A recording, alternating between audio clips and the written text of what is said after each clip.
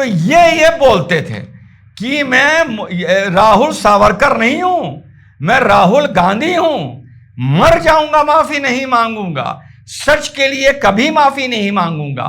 तो बिल्कुल सही तो बोलता है मेरे भाई, वो सच के लिए कहां माफी मांग रहा है? वो जब जब झूठ बोलता है वो माफी मांग लेता है।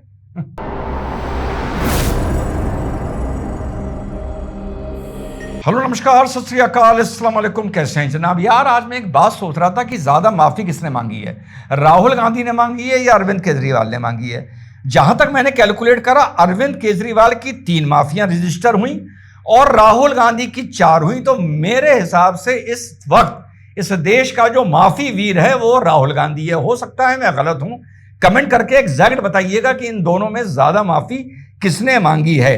तो इस माफी की बात तो अभी करते हैं, पहले बात कर लेते हैं बासी कड़ी में उबाल आ रहा है। एक इस देश में ऐसी बासी कड़ी है जो एक एफआईआर के चक्कर में बुढ़ा गया, एक एफआईआर के चक्कर में वो बाबा बन गया। मैं किसकी बात कर रहा हूं? मैं पवन खेड़ा की बात कर रहा हूं कि इस बासी कड़ी में कैसा उबाल आ रहा है। और भैया कौन सा उबाल आया है, सुनो ये क्या धमकी दे रहा है, पहले ये सुन लो। हमारी सरकार आने दीजिए, 12 साल 15 साल की इमरजेंसी का जो हम जिक्र करेंगे ना, बीजेपी के लोग सड़क पर निकलने के काबिल नहीं होंगे, ये हम आपको बता दें। सड़क पर निकलने के लिए उनको सुरक्षा की जरूरत पड़ेगी। सुना साथियों, तो ये धमकी इसने दी है। इस आदमी का एक और परिचय भी है। एक तो यह परिचय है कि एक एफआईआर में ये आदमी बाल अच्छे खासे रंग के टीवी पर आया करता था, ये बाबा बन गया और शेप वेप भी करके आता था, इसकी दाढ़ी बढ़ गई, बहुत बुरा हाल हो गया। और दूसरा इसकी ये एक पहचान है कि इस पर मैंने 2 वीडियो भी एक बार अपलोड किए थे।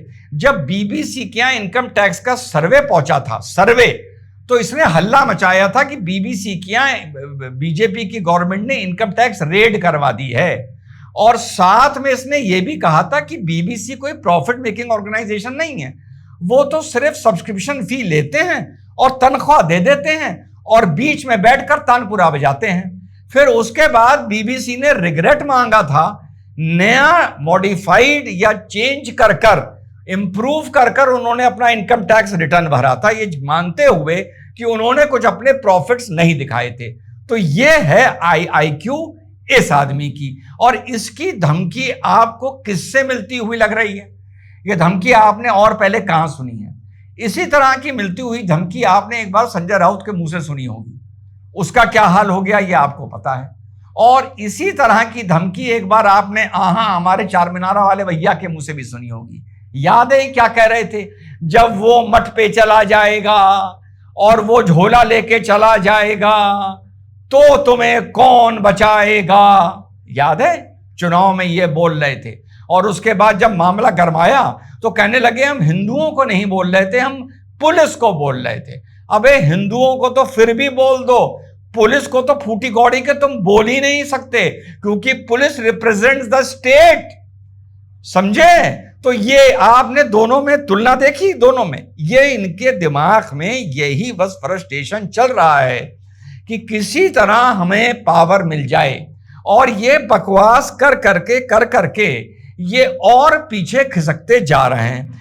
अब बात करते हैं राहुल गांधी की। तो हमारे माफी वीर ने Jabalpur bench of the honourable Madhya Pradesh high court में 2018 में इन्होंने एक बयान दिया था, जिसमें शिवराज सिंह चौहान को भी टारगेट किया था और उनके बेटे कार्तिकेय चौहान को भी टारगेट किया था।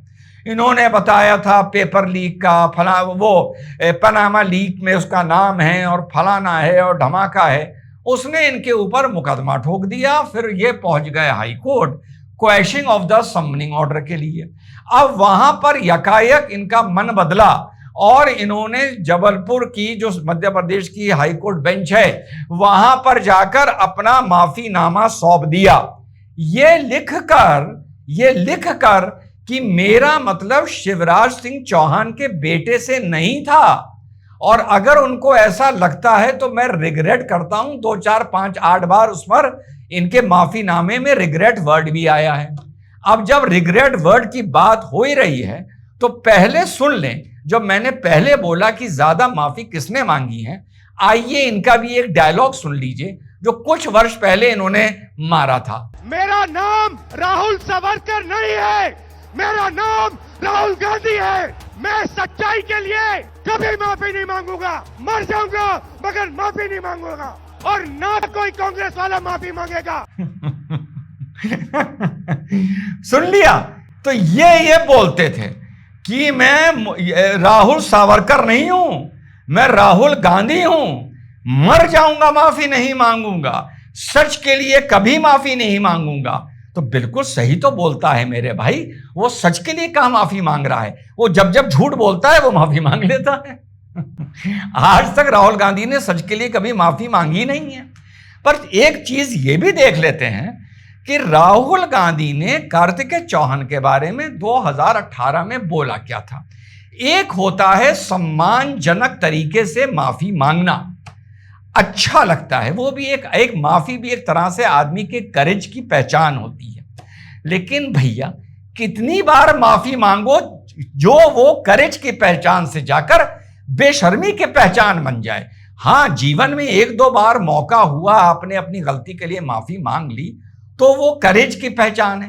अब तुम यार हैबिचुअल ऑफेंडर बन जाओ, उसकी आदत बना लो, तो वो बेशर्मी की पहचान है। और अगर माफी मांग रहे हो तो फिर खुल के मांगो, ये कहो कि यस मैंने ये कहा था और मैंने गलत कहा था। फिर ये क्यों बोल रहे हो कि मेरा मतलब कार्तिकेय चौहान से था नहीं?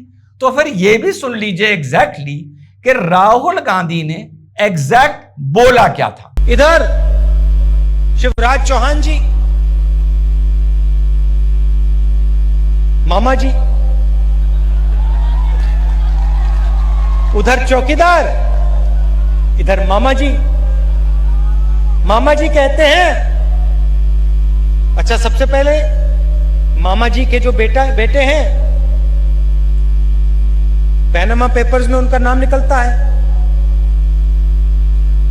नवाज शरीफ पाकिस्तान के प्राइम मिनिस्टर का नाम निकलता है, पाकिस्तान जैसे देश में उसको जेल में डाल देते हैं। मगर यहां चीफ मिनिस्टर का बेटा, उसका नाम पैनामा पेपर्स में निकलता है तो कोई कार्रवाई नहीं होती। सुन लिया?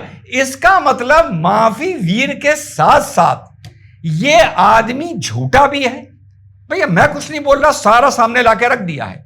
ये झूठा भी है और डरपोक भी है, और माफी मांगने वाला एक हिम्मती आदमी माना जाता है।